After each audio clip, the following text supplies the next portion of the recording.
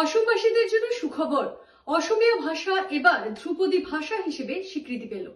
অসমীয়া ভাষা আজ ভারতবর্ষে ধ্রুপদী ভাষা রূপে স্বীকৃতি লাভ করল। প্রতিটি অসমীয়া তথা অসমবাসীকে অভিনন্দন এবং দেশের মাননীয় প্রধানমন্ত্রী নরেন্দ্র মোদী, গৃহমন্ত্রী অমিত শাহ এবং অসমের মাননীয় মুখ্যমন্ত্রী শ্রীযুক্ত হিমন্ত বিশ্ব শর্মা তথা প্রকাশন পরিষদ তথা প্রতিটি জাতীয় অনুষ্ঠানে কৃতজ্ঞতা জ্ঞাপন কেন্দ্রীয় মন্ত্রীর পবিত্র মার্গেরিটার।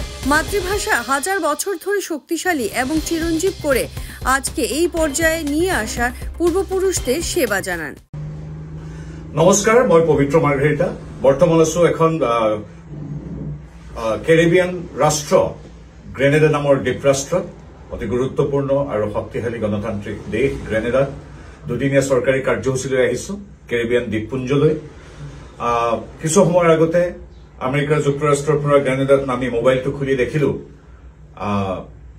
অতি ভাল খবৰ, যিটো ভাল খবৰ প্ৰতিগৰাকী অসমীয়াই উদযাপন কৰিছে যে অসমীয়া ভাষা ভাৰতৰ অন্যতম ধ্ৰুপদী ভাষাৰূপে মোদী চৰকাৰে স্বীকৃতি দিছে।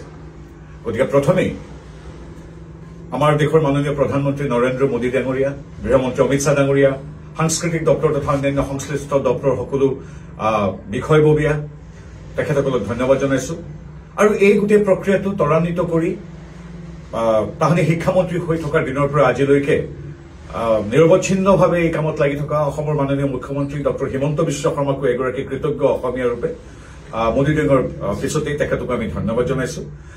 আমাৰ অসমীয়া ভাষাটো অতি শক্তিশালী ভাষা, নজহা নপমা এক সুৱদী ভাষা, এটা ধ্ৰুপদী ভাষাৰ যিখিনি গুণ থাকিব লাগে প্ৰতিটো গুণেই হাজাৰ বছৰ ধৰি বিদ্যমান। এই ভাষাৰ স্বীকৃতিৰ বাবে সকলো গুণ আমাৰ আছে আৰু কেতিয়াবাই আচলতে স্বীকৃতি পাব লাগিছিল।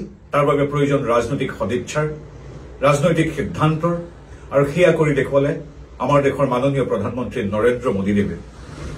গতিকে পুনৰবাৰ নৰেন্দ্ৰ মোদীদেৱক ধন্যবাদ জনাইছো। আৰু আমাৰ এই ভাষাটো শক্তিশালী প্ৰাণৱন্ত কৰি ৰখা, হাজাৰ হাজাৰ বছৰ ধৰি এই ভাষাটো চৰ্চা কৰি কৈ অহা অসমীয়াৰ লগতে অসমবাসী ৰাইজ, যিয়ে ভাষাটো হাজাৰ বছৰ ধৰি শক্তিশালী ৰূপত আগুৱাই লৈ গৈছে, লগতে আজিৰ তাৰিখৰো বা অতীতৰ প্ৰতিগৰাকী সাহিত্য সেৱক, শিক্ষক, গৱেষক, ছাত্ৰ ছাত্ৰীৰ পৰা আদি কৰি সাধাৰণ আমাৰ জনতালৈকে সকলোৱে প্ৰাণতকৈ যাক ভাল পায় সেই হ'ল নিজৰ মাতৃভাষা অসমীয়া।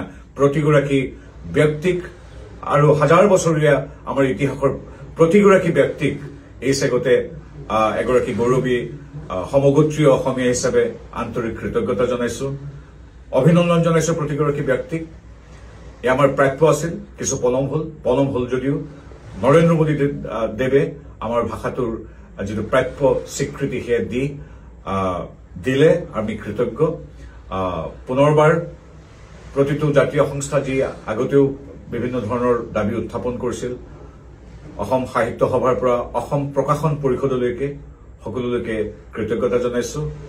মুখ্যমন্ত্ৰী মহোদয়ে তাহানি শিক্ষামন্ত্ৰী থকা দিনৰ পৰা ডছিয়াৰ প্ৰস্তুত কৰা, এইবিলাক সংশ্লিষ্ট মহলত প্ৰদান কৰা ইত্যাদি আদি কৰি যি তেখেতে কাৰ্যপন্থা হাতত লৈছিল তাৰ আজি সাৰ্থক আমি ফল পালো। পুনৰবাৰ মোদী ডাঙৰীয়া, অসমৰ মুখ্যমন্ত্ৰী ডাঙৰীয়া, সংশ্লিষ্ট প্ৰতিটো সংস্থা, প্ৰতিগৰাকী ব্যক্তি, সাহিত্যসেৱী, ভাষাটোক প্ৰাণতকৈ ভাল পোৱা প্ৰতিগৰাকী ব্যক্তি আৰু সমগ্ৰ অসমীয়া জাতিক অভিনন্দন জনোৱাৰ লগতে বাঙালী ভাষা, পালি প্ৰাকৃত আৰু মাৰাঠী ভাষায়ো স্বীকৃতি লাভ কৰিলে সকলোলৈকে আন্তৰিক ধন্যবাদ জনাইছো। আজি সঁচাকৈ এটা সুখৰ দিন। আজি অসমীয়া ভাষাৰ এই স্বীকৃতিয়ে আমাৰ জাতিটোক আৰু শক্তিশালী কৰিলে, অসমক শক্তিশালী কৰিলে। আমি কৃতজ্ঞ, আমি অভিভূত। সকলোকে পুনৰ ধন্যবাদ। মোদী ডাঙৰীয়াক পুনৰ ধন্যবাদ, অসমৰ মুখ্যমন্ত্ৰী মহোদয়ক পুনৰ ধন্যবাদ। জয় অসম, বন্দে মাতৰম। যে কোনো খবৰেৰ জন্য যোগাযোগ কৰুন 7099017330 এবং 7099017110 নম্বৰে।